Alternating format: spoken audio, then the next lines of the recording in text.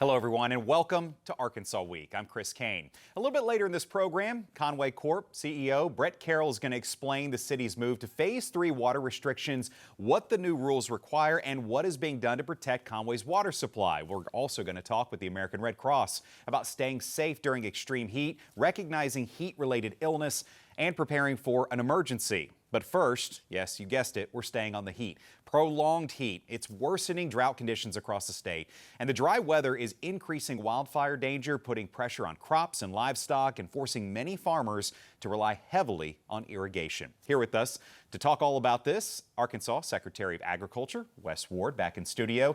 Dennis Cavanaugh, a meteorologist with the National Weather Service in Little Rock, and Jarrod Hardke, Rice Extension Agronomist with the University of Arkansas Division of Agriculture. Gentlemen, all welcome to you.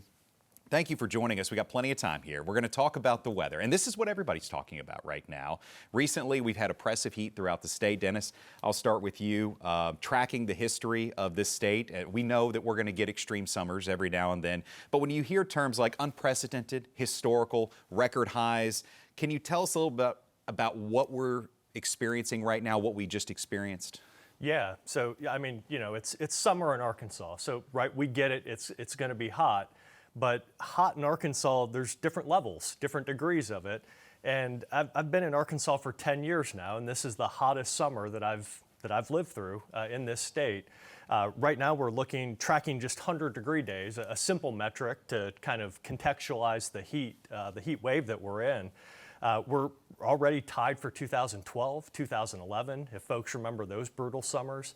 And, you know, if the 100-degree days continue, we'll be hitting some of our most historic drought and heat wave levels in Arkansas's recorded history. So this is not your typical Arkansas heat. It is putting a lot of pressure on just the people that live in the state and, of course, a lot of the industries here in Arkansas as well. Yeah, I want to talk about that for a minute. Secretary Ward, give us an overview as someone who has been in the state for a long time, what you're seeing right now in terms of wildfire dangers and what Arkansas farmers are experiencing and really just everyday business owners and homeowners. Sure. Yeah, well, it's, you know, to the point about the impact of weather, it really impacts everything. Individual residents and their communities, agricultural producers, you know, just everything. So from an Arkansas forestry standpoint, you know, have over 18, almost 19 million acres of forest land. When it gets really hot and dry, those fuel conditions increase, making wildfire really high probability of wildfire, just even a lightning strike, a chain dragging a highway. So you have the possibility of a wildfire taking off really fast with all that fuel on the ground created by those hot and dry conditions. So really, if you think about a statewide perspective with that much forest land, really just about the entire state is under risk of a wildfire danger. So we monitor that very quickly and constantly, but we're prepared to respond quickly to any fire that develops. And there have recently been a few fires that have affected several counties recently. And I know this is something that can be startling for folks. You see it a lot out west. You know, this is something that is in the news a lot this time of year out west. And we know it happens here occasionally, but I mean, for Arkansans experiencing it, it's a completely new experience. Yeah, absolutely. And you know, just as simple as a lightning strike in the middle of the night. You can have a storm cell come through. It's hot, it's dry, a lightning strike, and it could, you know, hit those fuels and it could take off, you know, close to residential areas. So you have to be alert. You have to be paying attention to what's going on around you, making sure that you've got the adequate protections there. You know who to call if you see a wildfire, and do that as quickly as you can. All right, Jarrod, I want to bring you in now. Let's talk about in ag.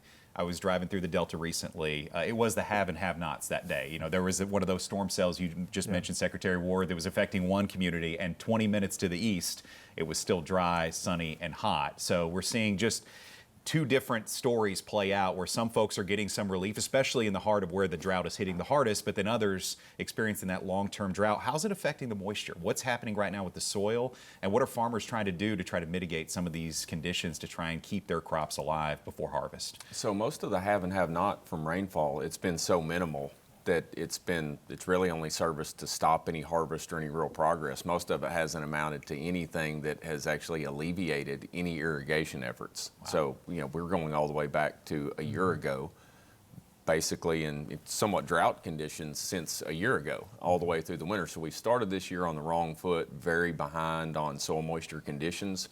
got some seeming relief in May and part of June, and largely, except for a few hot spots, we reported on, like, a 7 to 10 inch rain event at a couple of places that caught half a county at one point midsummer. Right. But beyond that, we're inches behind per month. Our irrigation systems are beyond strained. I continue to have regular conversations with row crop growers, again, regardless of just rice, but also soybean, corn, everything. I mean, wells are going down or surging, disrepair, reservoirs are dry at this point. So we are not done with this cropping season. We are at still the early stages of harvest, but so much of our rice and still soybeans and even cotton, things we haven't mentioned, still have a long way to go, and we're in a lot of cases failing from an irrigation water standpoint. So it's getting worse every day. And relief too at night. You see that in some other parts of the country where it may be super hot during the day and then cool at night. But Dennis, I mean, I think it was at one point, still 90 degrees at 10 o'clock at night, one of the most recent nights. At least it felt like that at my house. And I don't know what the official temperature was at the airport, but what are we seeing for nighttime temperatures and how that's not providing the much needed relief that folks expect at nighttime? Yeah, that's a really good point. I think just yesterday at Little Rock Airport, I think the morning low was 84 degrees, and it's the second warmest morning low we've ever had on record for the Little Rock area. And that, that record goes back into the late 1800s. So we're talking over 150 years, second warmest start to the day ever. And it is that relief overnight is what people, especially people that don't have access to air conditioning, the unhoused population, that puts a lot of heat stress on your body. And a lot of studies have shown that it's not necessarily the heat of the day that leads to heat stroke and heat fatalities, but it's the lack of overnight relief. If your body can't get any cooling, over the course of several days, that heat builds up and your body responds by raising its temperature, but there's a limit to that, right? None of us like to have a fever. And so without relief from the heat, your body is basically always in a feverish state. And that causes things to break down over a long enough time period. So yeah, those warm overnight lows are very dangerous, one of the most dangerous parts of any heat wave.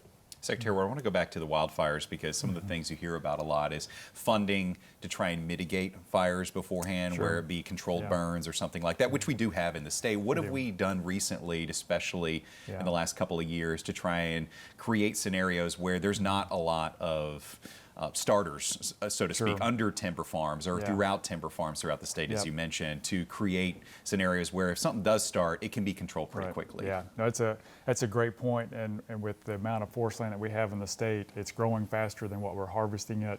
So prescribed burning, taking those proactive measures are incredibly important to try to remove those fuels from the ground and from the forest land. So it's a concerted effort, and so we have, from a department standpoint, wildfire response capabilities. We have 175 wildland firefighters, 110 dozers, but we rely very heavily on volunteer fire departments throughout the state. So it's definitely a partnership where we may be able to get crews out to put a line around a fire, but we're working with the volunteer fire departments to help, make sure the residents are notified, make sure they're watering areas that may be at risk. And so it takes everybody working together. But the prescribed burns, all of those things are important to reduce those fuels that are on the ground that make a wildfire more susceptible to take off very quickly. One of the other things you're doing, using technology as well. Absolutely. Launching dashboard. State governments, we love a good dashboard. I mean, that is something that is now synonymous with state government, right? Yes, we've got dashboards for everything. So tell us about the dashboard, how people can utilize it. Yeah, so a couple things we're trying to do, because we have so much forest land in the state of Arkansas and the public awareness is so critical. A dashboard that we just released very recently so that the public can look. It's like, I'm just curious, like what's in my area. They can see there's an active wildfire in a certain area. They can see it on a map of where it's located. We also have just generally social media. We try to update, here's a larger wildfire so that the public is aware. But we also have a dispatch center that people can call as well. Especially if they see a fire, to report the fire, they can call our dispatch center and make sure that we're tracking it and not missing a fire. So. Public engagement, public awareness is critically important, and we're trying to make sure that those tools are available to keep them informed, but also be able to participate. Jarrod, let's go back to the ag sector for a moment as we approach harvest late August now. It's getting it to a time where I know there's still some crop in the field that needs to be irrigated. But you mentioned a moment ago something interesting, and the water report was released, I believe, last month, and it showed that aquifers in the state, and you mentioned talking to some of the farmers and what the stress that is being put on them right now, not just from the economic standpoint, but just from an actual growing standpoint with irrigation. What are you hearing and seeing from farmers throughout the state when it comes to using these aquifers and how much they've had to use them because of how little rainfall we've had? So they're extremely concerned. I mean, that's always been, I think, a misconception. Growers are extremely concerned and have been for a long time about aquifer levels as it affects their livelihood and what they're growing, so preserving that. We've seen a lot of above ground surface water improvements over recent decades and stressed in recent years to try to alleviate some of our reliance on that. But in years like this, where we are accumulating very little surface water, so we're already behind, we actually saw cropping decisions for the first time in memory legitimately affected by how much water do we have available, certainly at the surface level. We only have so much of that to go around combined with our aquifer, our well water. And so we deviated and changed plans going into this season, and now we're at more stressful levels. It seemed like we were making some progress in recent years in terms of that reliance and seeing some improvement at a lot of the well monitoring sites that keep track year over year of the levels, our water levels. And then you get into a year like this, and I don't think we can stop it just this year. Last year wasn't nearly this droughty, but still extreme, still pushed us on the irrigation side a lot, and actually a few years ago in 22. So it seems like we're almost in one of those about once every 100 years we have a drought decade type event, and it feels like we're in the middle of it. I would argue 3 out of the past 6 summers growing seasons have been fairly droughty. Now that may not be official from a meteorology standpoint, but as far as from a grower and a cropping system agriculture, that feels like what we're in, and it's putting more of a strain no matter what we've attempted to do. Dennis, you hear a lot about super El Nino. Right. Is that considered a factor in what's playing out here locally, even though it's something that is, in the Pacific Ocean? Yeah, so the El Nino Southern Oscillation, that usually plays a bigger role in the United States weather patterns over the winter. Okay. So I don't think we're quite yet feeling the impacts of the very strong El Nino that's expected to happen in the equatorial Pacific. But we do expect it to have a major impact on our winter season here, our winter weather. For Arkansas, that may mean actually more storm systems during the winter Severe months. storm systems or just winter storm systems? To some extent, it's just good for precip, right? Okay. Like we're going to get more precipitation. But to your point, yes, it could be severe storms. It could, if it's cold enough, it could be some sort of wintry mix or something along those lines. But a really strong El Nino, we know in the wintertime, it sends that storm track over the southeastern United States. And just depending on where that storm track is, sometimes Arkansas is right in the middle of it, sometimes it drifts a little south. But it does look like it'll be a little more active in terms of precipitation this winter. But the strong El Nino, it is expected to raise global temperatures, accelerate global temperature rise. So we'll have to see how that actually plays out here in Arkansas. But when it comes to the lack of moisture we've been having, we talked about soil when it comes to ag, but just generally, we're seeing trees now start to turn brown, and it's not fall yet, obviously. So there's some concerns about what will that do in terms of the state outlook when it comes to just overall tree health, not just health of people and everything we're talking about today. Oh yeah, well, I mean, when we're in a drought, the plants, they tend to develop. The first thing they do is they develop a waxy coating on the leaves. But that means when you get rain, the waxy coating is supposed to prevent the plant from losing moisture. So it's kind of sealing the moisture in. But if you don't get rain over a long enough period of time, that waxy coating still isn't enough, and you actually start to see the leaves go into their dormant state, like what they would normally do in October here. Right. You start to see that months in advance. And that appears to be what's happening. I'm not an arborist, but I do know that waxy coating on the leaves, it's meant to protect the plants, but it's also somewhat flammable. So it actually increases the fire danger. As those fuels dry, that waxy coating remains on there, and that waxy coating actually burns a little bit hotter than the dry leaf would by itself. So drought stress, we're in the middle right now of that waxy coating, kind of the trees starting to get in their dormant phase. But we'll have to see how that plays out in terms of available moisture. We usually rely on the plants to give us a whole lot of moisture. Some of it comes from the Gulf, but a lot of it is through evapotranspiration, just the plants breathing the moisture back out. We're surrounded by trees here in Arkansas, so we do rely heavily on that. So that's probably why we've been a little bit drier here as we get into late summer, as those plants shut down their respiratory system, essentially. And obviously affecting people, as we're talking about today, but also livestock too. Absolutely. Secretary Ward, what are you hearing from producers around the state who have livestock and they're trying their best to find shade and find water for them if we're lacking, as we just talked about? Yeah, I mean, I think one of the great advantages of Arkansas is our diversity of agricultural production, but to the impact of heat and weather, it impacts everything. Doesn't matter if it's forest land or crops or livestock and poultry industry. It creates additional stress on those animals. They're not as healthy as they otherwise would be. They're more susceptible to disease or other things that may impact their ability to grow and produce. And so across the board, it has an impact on the entire state and our agriculture industry for sure. And this is something, Jarrod, I know that as the state has already dealt with. We talked about, I believe, screwworm the last time that you were in here. Yep. So there's already some, and not that we have it in Arkansas, but there are some concerns. And we did have other parasites that producers were dealing with earlier this year. Yeah.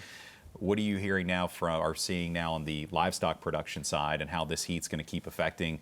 I mean, we've already seen beef prices and what's happening, Jarrod. And what are your expectations after the heat wave does subside? What's going to be the aftermath on something like this if we continue to have these issues? Well, for me on the livestock side, I'd have to defer to Wes on livestock. In that front, I can really just speak to the row crop side. Commodities were. That part of it's interesting enough on what we make here. We've expected very good yields on things, and what that's going to do for prices. But at this point, some of our expectations for soybean we talked about. At one point, my counterpart, Jeremy Ross, soybean specialist, had reason to expect record soybean yield for the state. Not so much anymore with this stress and what they're seeing. All this increased irrigation has actually increased disease pressure. Sounds counterintuitive because it's so dry, but we're having to irrigate so much. It's putting so much moisture into that plant canopy. Diseases are getting worse. They're seeing and observing a failure of pods to fill and make soybeans due to this heat stress despite irrigation. Rice largely escaped some of that. We'd kind of made most of that crop by then. Same for corn, but beans is probably feeling the most of it, and cotton. So we're definitely going to see some shifts in average yields and supply, and there's still so much to come from the high nighttime temperature stress that's going on, the flash drought that seems to be occurring that's going to lead to early plant death, even with the temps at irrigation. So we're staring at a big ripple effect for the Delta and rest of Arkansas for the amount of these commodities that we're actually going to successfully produce. And the less we produce, the less is cycling through and going through all those different levels of agribusiness in the state. Let's talk about post-harvest, though, drying.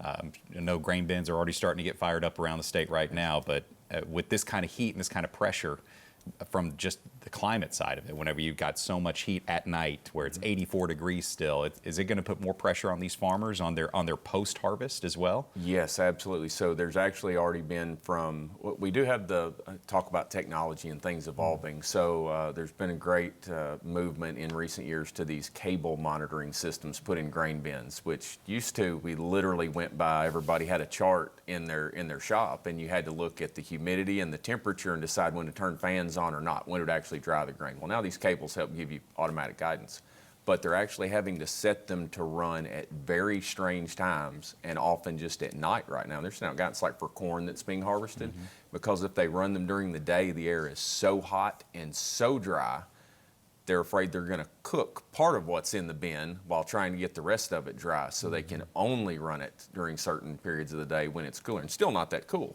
I was saying 80, 84 at night. Right, yeah. But to keep from literally spoiling the crop in the bin, where they're having to divert to alternative, timings and measures. It's something we just are unaccustomed to dealing with. Secretary Ward, you've been in ag a long time. This is something, too, I know that is putting a strain on, not just from the standpoint of keeping that around those unusual times. At least we do have technology now to make those improvements, but also going to put a strain potentially on their energy prices because they're having to run them more and more. Yeah. Higher costs. It's no secret that Arkansas's farm economy has been struggling, especially on the row crop side, and so this is just one more stressor. You might have been looking at a record year on soybean production, and now they've got higher production costs. They possibly lower yield.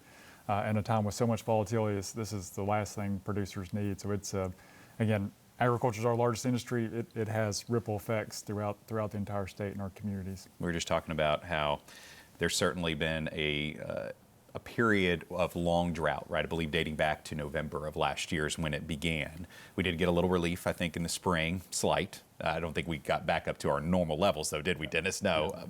That's the question I think people have now is with the backlog we have, and we had a huge amount of precipitation last year, if you recall, I believe it was April or May, which is typical, but it was massive, but then nothing for a long period after that. So the volatile swings in precip.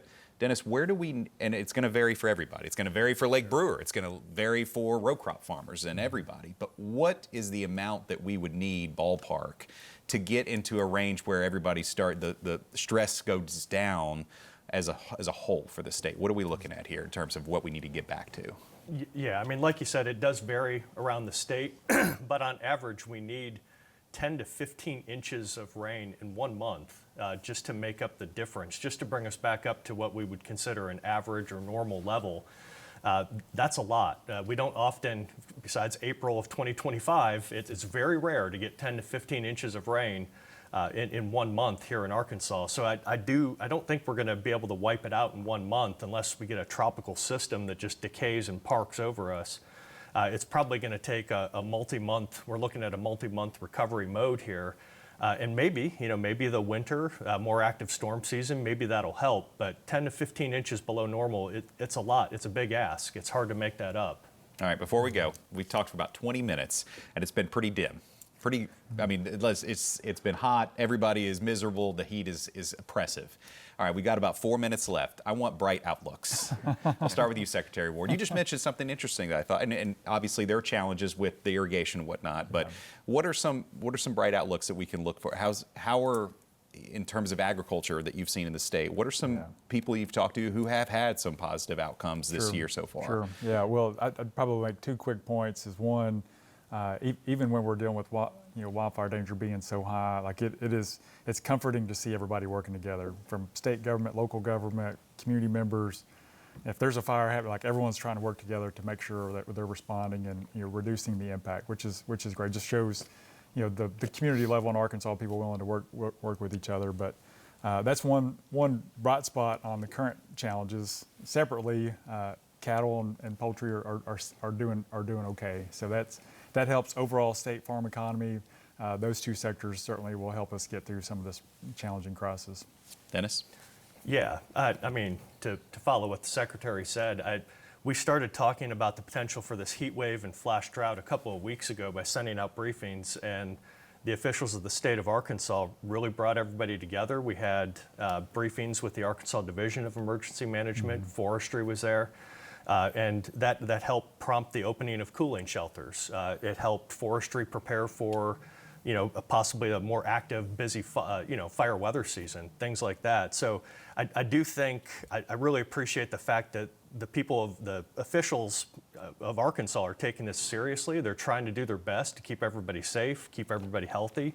And it's been a really rewarding experience. We saw the heat wave, we talked about it, officials took action. So I think that's something to, everybody that works for the state of Arkansas can really hang their hat on that.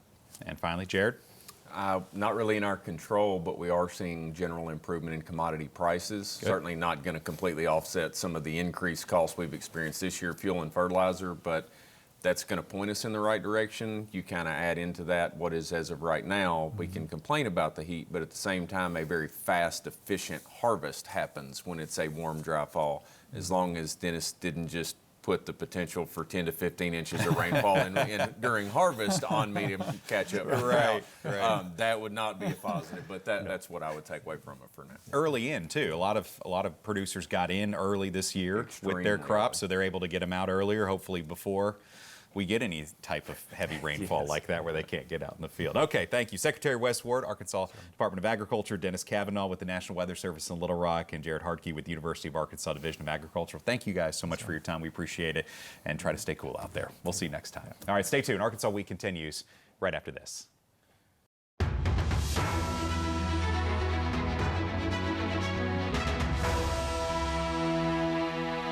And welcome back to Arkansas Week. Conway is now in phase 3 of its emergency water curtailment plan as ongoing drought conditions continue and they lower Brewer Lake. That is the city's primary water source. And the new restrictions limit lawn watering and several other non-essential uses of water. Joining us now to explain is Bret Carroll, CEO of Conway Corp. And Bret, thank you so much for joining us. We appreciate it. I know you've been very busy, and this is something that's been talked about now for several months. And just as a coincidence, I believe when I talked to you a couple of years ago, I know that Conway Corp, you are a very forward-thinking municipal organization that works to make sure that not everything is planned for just tomorrow, but years ahead. Right. And I remember years ago you told me, we are planning for water in 2037. Yeah. And now it's happening quicker because of just different climatological conditions, the drought that we're having in the state. But tell us the update now, and I know this is something that you guys have been monitoring closely. Phase 3, what does that mean exactly? Yeah, well, phase 3, first time we've been in phase 3 that I can recall. I've been at Conway Corp for 28 years, and this is the first time that I can recall us being in phase 3. But what that really means is we're trying to reduce residential irrigation in general. And before we moved into phase 3, in phase 2, people could water 3 days a week. Now they can water 1 day a week. Okay. So primarily this most substantial change from the previous phase is irrigation 1 day a week. And then also if you have an empty pool, then we're asking people not to fill those pools now. So those are the primary changes. Let's go to Brewer Lake for a sure. moment. 11 feet below, I believe. It's average level 10. Okay, about 10 feet. Yes, sir. What does that tell us right now in terms of what you all have experienced just northwest of the city? Long-time water supply, primary source. So what are you seeing up there? You've been with Conway Corp a long time. The lake is low. We're at 317.1. Mean sea level this morning. Now we've been there before. We were there in 2012. We were lower than that in 2005 and 2006. In that time frame, we were in a drought situation in those years as well. But the lake is low, and it's interesting if you look at the U.S. Drought Monitor map. You can look at the entire United States, also drill down into the state of Arkansas, and also in the counties in Arkansas. And there's a handful of counties that are in extreme drought. There's a red spot in those counties, and unfortunately, Conway County, where our lake sits, is one of those counties. And so, it's been an interesting summer for sure. But the lake is low, and so we just need to move to this phase to maintain the pool at the lake until we can get to a period of time where we get some rain that recharges the lake and we can go back to business as usual. Whenever it comes to historical references, you mentioned 2012, 2005, not going into phase 3 at the time. That's right. Is this more precautionary, or is it because the city has grown so much? How do you guys evaluate when to make that move based on what you've seen historically? Yeah, well, we're at a position today where we can make more informed decisions. You know, we've got data now that we didn't have in 05 and 06. And even in 2012. So we know when people are using a lot of water. We have automated metering infrastructure that allows us to know when people are using a lot of water. When irrigation really picks up, we can see that. In 05 and 06, we really didn't know. In 2012, we really didn't know. And so I think that it is certainly precautionary, and the city has grown. Let's be honest. In 2005 and 2006, we had about 55,000 people. Now we have about 71,000 people. So there has been some growth. Now I would say that our water sales over the past 10 years have increased. The compound annual growth rate is 0.75%. So it's not been dramatic. Okay. But we just want to make sure that we've got that we protect the level of the lake, and the data that we have now allows us to make more informed decisions, and we've moved to that stage quicker than we have in the past. Also, the timing. You know, it's very hot. We're in the later stages of the summer. Right. So we felt prudent. It was a prudent decision to go to phase 3 at this point in time. And this is for residential. Well, it's for everyone. It's for everyone. It's for everyone. It's yeah, for anybody that irrigates. I mean, you know, 90% of our meters are residential. 60% of our water usage is residential. But anybody who irrigates, residential, commercial, industrial, we're asking them to be conservation minded and to reduce their irrigation. And are there any consequences to those who ignore? There are. Or accountability, I guess. Yeah. I mean, we do have the ability to lock meters. Okay. If that's the case, and we did that a little bit already. I think there were about 20 meters that we locked in. What we found was that oftentimes that people thought that they were following the guidelines, and maybe they got their irrigation system on the wrong day. We also identified some leaks. So we were monitoring Wednesday. You couldn't water on Wednesday. and we had some indication that there was some irrigation taking place. And what we found is that there were leaks. Oh, wow. And so people weren't actually watering, but there were leaks in their system. So they're able to fix those. So that's been a really positive thing that's come from this, is we've identified some leaks in people's systems, customer systems, and they've been able to rectify that. So that's been a very positive thing. So in general, we don't want to punish anybody. Sure. We don't want there to be any punitive damage, but we do want people to conserve. We want everyone to do their part. And thus far, our customers have responded really well. What about supplemental measures? What are you guys doing right now to try and bring more resources in? That's a great question. So thankful for Cadron Creek, which used to be our primary water source until about 1984. That's when Lake Brewer was completed. But Cadron Creek was our primary water source. And so we're using about 6 million gallons a day from Cadron Creek. We're taking about 6 from the lake. And we're purchasing about 1 million gallons a day from community water systems. So we have interconnection with them on the east side of town. It's not a lot that we can get, but every bit helps. And so we can get about 1 million to 1.5 million gallons per day from them. And so we're purchasing that water every day. And so in addition to Lake Brewer, Cadron Creek, and community water systems. When you have valuable resources around with the opportunity to take that. These are measures, too, that I know are carefully planned out. That's right. and done so in a way that you guys feel like you're keeping your rates low enough. That's right. Right? Because I know that's got to be so important, and something you've always prided yourself on is exceptional service, but also rates that are lower. Yeah, we really understand that for a lot of people, it's a struggle monthly just to make ends meet. So we want to provide a good value. I mean, I don't expect our rates to be the lowest in the state. They're among the lowest in the state, but we need enough, we need to generate enough revenue to take care of our infrastructure, to plan for the future. And so you have to balance the needs with affordability and with making sure you're being proactive and taking care of your infrastructure. Meteorologists on this program said that 10 to 11 inches, or 10 to 15, I think he referenced, saying that would be, for a statewide, be something that would be beneficial, and that's end to end. What is realistic in terms of what you all would like to see or hope to see when it comes to Brewer Lake and some of the supplemental options that you pull from right now to get at least to a point where it's not depleting still? Sure. Yeah, that's a good question, and it really depends on not only the amount of rain, but the time in which we get it. And I referenced the year 2005, 2006. I referenced 2012. Now, we didn't go into any kind of curtailment in 2012. We had a full lake when the year started, and we had a lot of demand during the course of the year, but we never got to a really low level, and we were able to get enough rain in the fall and winter to recharge the lake. If we could get 4 to 6 inches over a 2 to 3 day period, that would be real helpful. That could very likely take us to phase 2 of the curtailment. And if we could get those 10 inches, I think there's a good chance that would get the lake up to a very manageable level, to a lake that we'd feel comfortable, maybe just even doing voluntary curtailment. But we're hopeful for rain. We're in a drought situation, and it's interesting. At that time, we sent out 3 newsletters. That's what we sent out to people. We didn't have social media at that time, so it changed our interactions with customers and the feedback that we received from customers.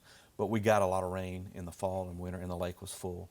And that's been the case except for 2025 and 2005. But those other years, we've got enough rain to fill the lake. And Conway has grown, but our studies have shown, we did a water supply study in 2019, and it showed that we thought we would need an additional source of water by 2035 to 2037. That is the time frame.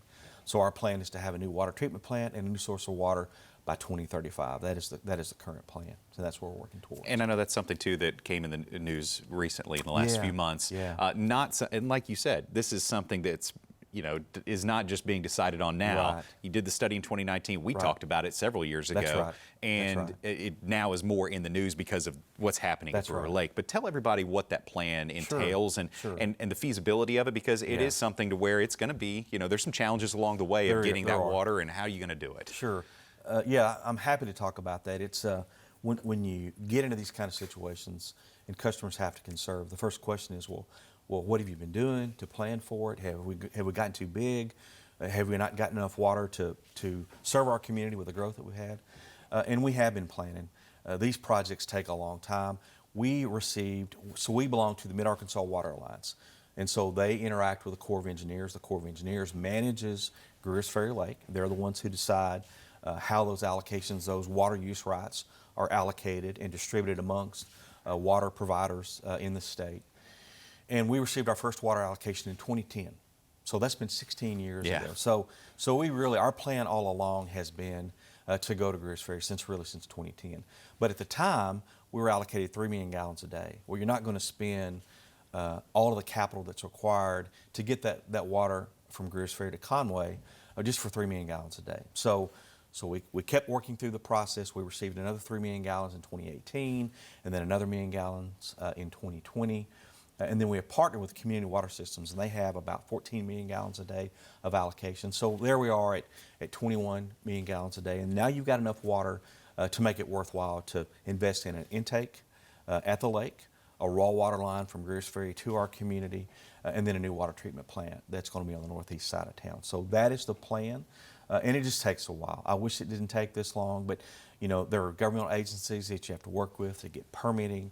There are landowners that you have to work with to have right-of-way acquisition for a 42-inch raw water line. Yeah. And then, you know, the funding that takes, the money you have to borrow to construct a project like this. And so I wished it didn't take this long, but these projects are just just take a long time, and we've been planning for this for some time. How much would something like that, 21 million gallons, insulate you from future issues like we're seeing at Brewer Lake? Yeah.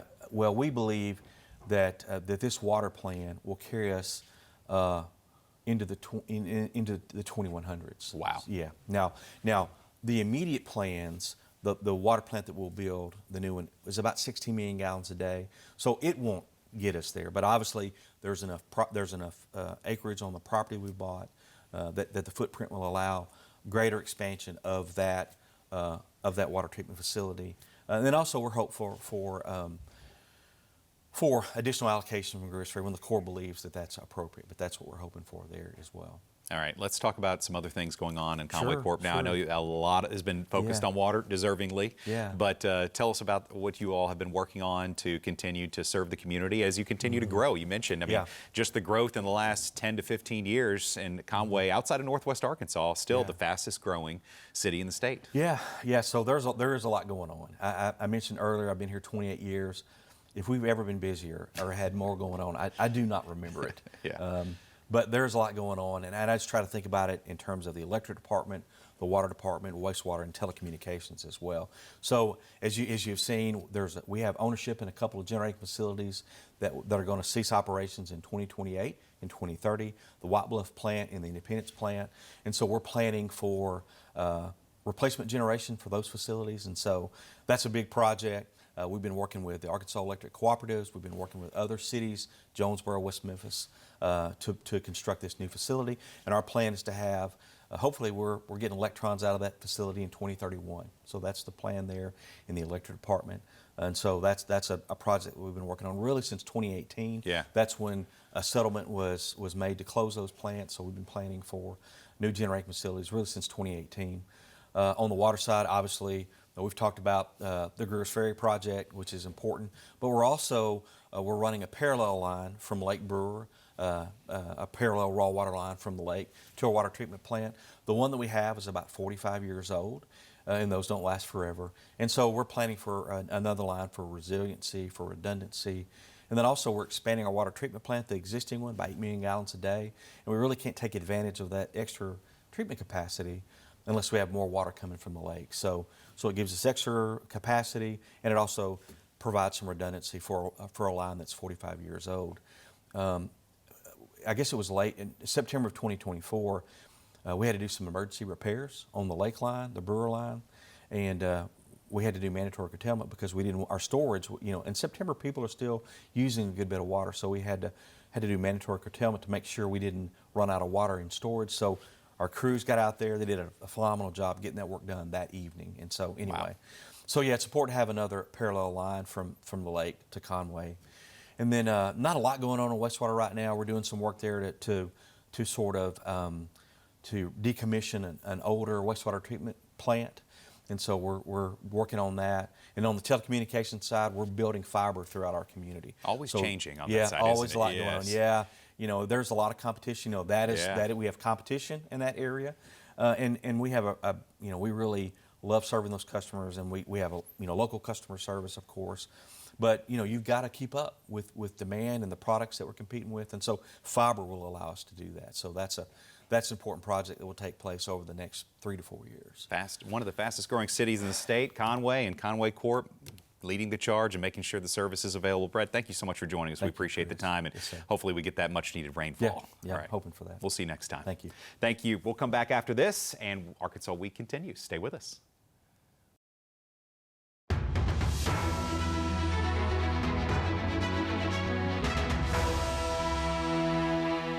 Welcome back to Arkansas Week. We turn now to extreme heat safety, including how to prevent heat-related illness, recognize the warning signs, and prepare for a possible power outage. Joining us now is Dr. Riva Brown, Executive Director with the American Red Cross. Dr. Brown, thanks so much for joining us. Thanks for having me, Chris. We know we are in a cool studio today, fortunately, but there's a lot of folks out there working in the heat or exposed to the heat, long-term exposure. And I know the Red Cross is stepping in to help out. Let's talk about the mission. What does the Red Cross do? Tell everybody at home who may not be as familiar with your mission. Yes, the Red Cross, we've been around for over 100 years, and our mission is to prevent and alleviate human suffering in the face of emergencies. And we do that through our volunteers and our donors, but those emergencies for us are normally natural disasters, which could be an extreme heat wave. It could be floods, tornadoes, wildfires. So those are the emergencies we like to prevent and alleviate. And these emergencies come on all times of the year, which is why we know the Red Cross is already mobilizing and always ready to mobilize. Let's talk about this prolonged heat wave that we've been in. What are some precautions folks should take whenever they're going through this type of oppressive heat? Yes, well, I like to tell people to stay cool, stay hydrated, and stay connected.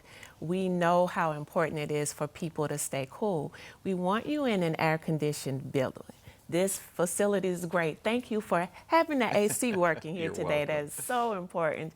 That was a hot walk into this building today. So if you cannot be in an air-conditioned home, if your home doesn't have working air, make sure that you can go to a place where air conditioning is available. And that could be a public library, it could be the mall, it could be a cooling center, anywhere like that where you can make sure that you stay cool. We have seen cooling centers open up recently and more becoming available, which is great to see the public have an opportunity to go in and get that much needed relief. So when it comes to the greatest at-risk folks for this type of heat, who are some of the people that we need to be thinking about more and check on them and make sure that they're doing okay? Great question, Chris. Definitely our elderly. We have to make sure that we take care of our senior citizens.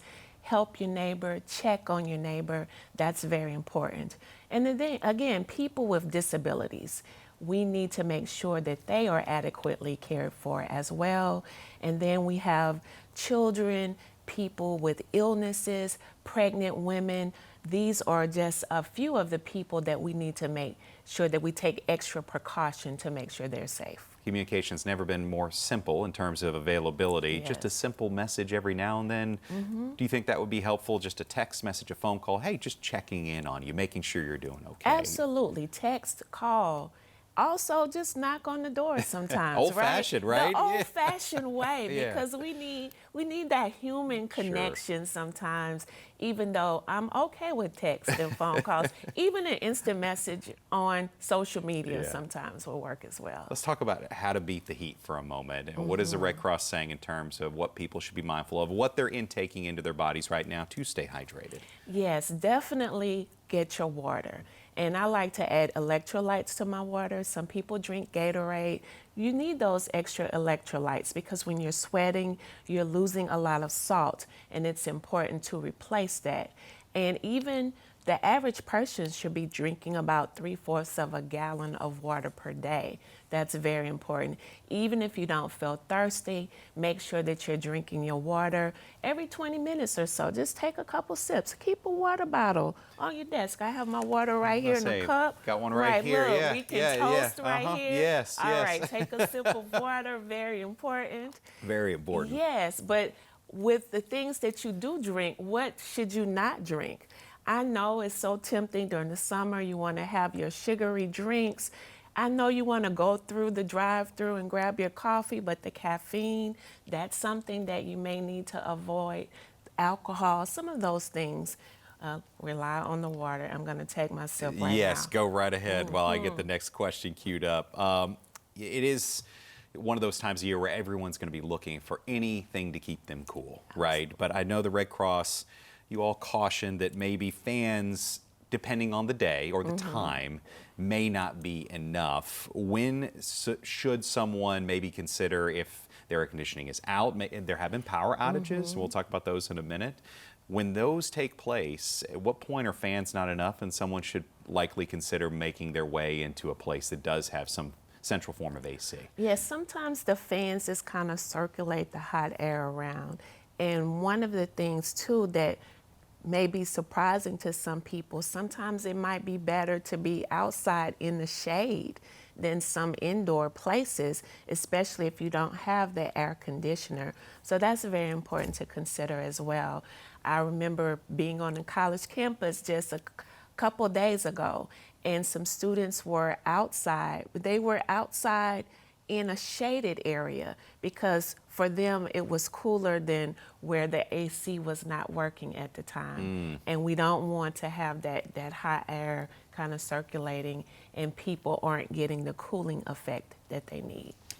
Whenever it comes to taking measures when someone is having issues with the heat, what are some things that they need to be doing if they experience heat-related cramping or other symptoms that could be more serious? Yes, so the first thing they need to do is definitely move to a cool place. That is so very important. Wherever you can be cool, even if you're doing something like taking a wet rag and just kind of dabbing or having something where you can mist yourself to cool off, or even wearing damp clothing, that can help you kind of get your body temperature down. So those things are very important.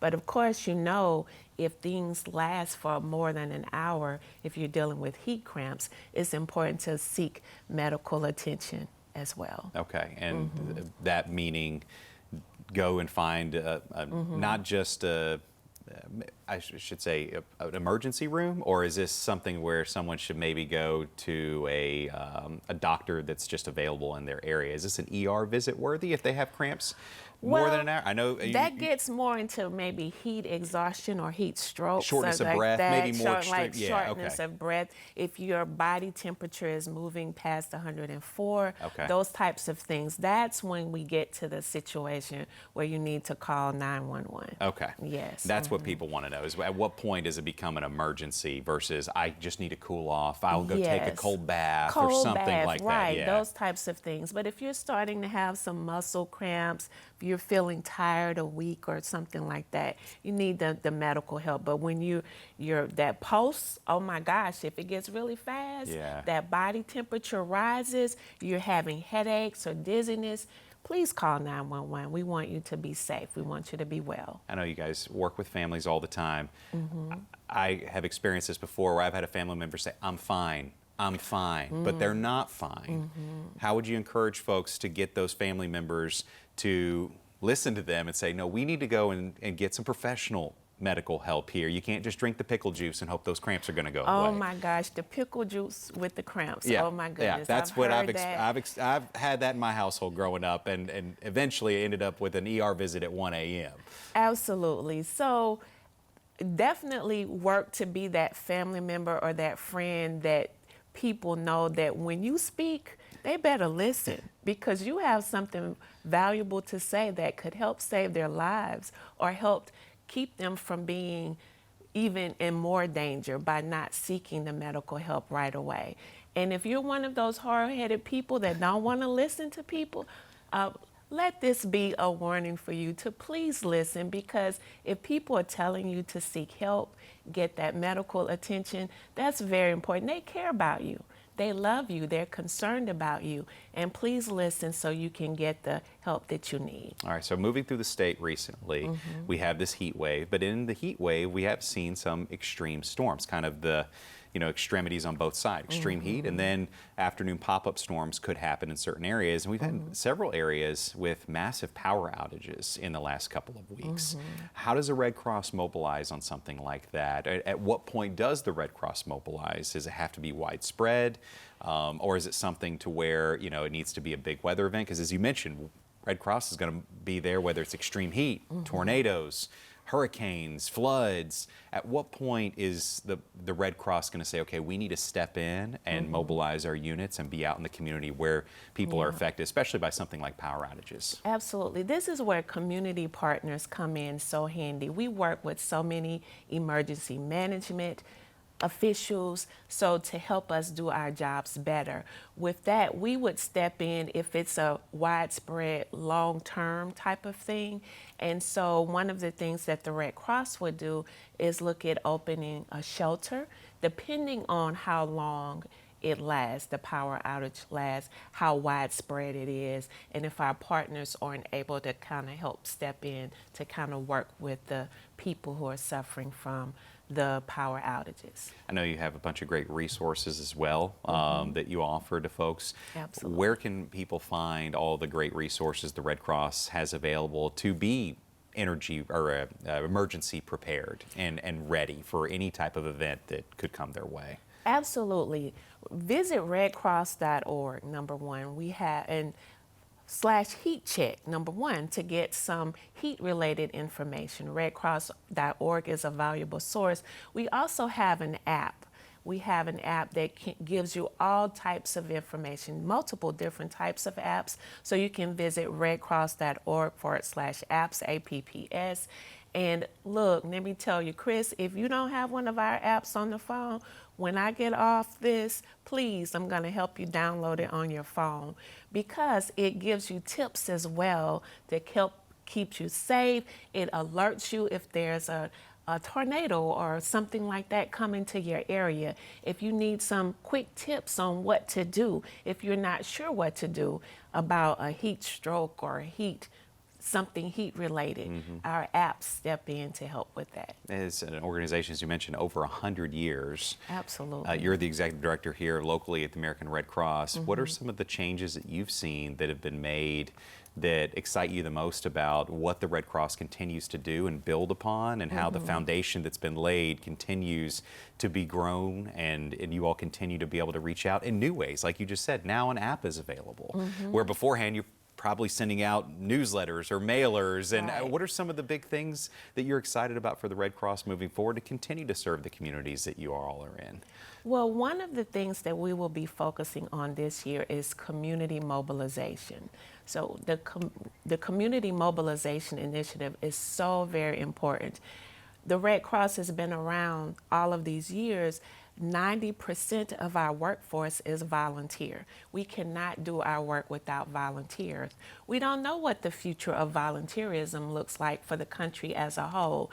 And the Community Mobilization Initiative allows us to equip the communities to serve themselves. Yes, the Red Cross will be there for you, but what does it look like for the Red Cross to help prepare communities to help themselves?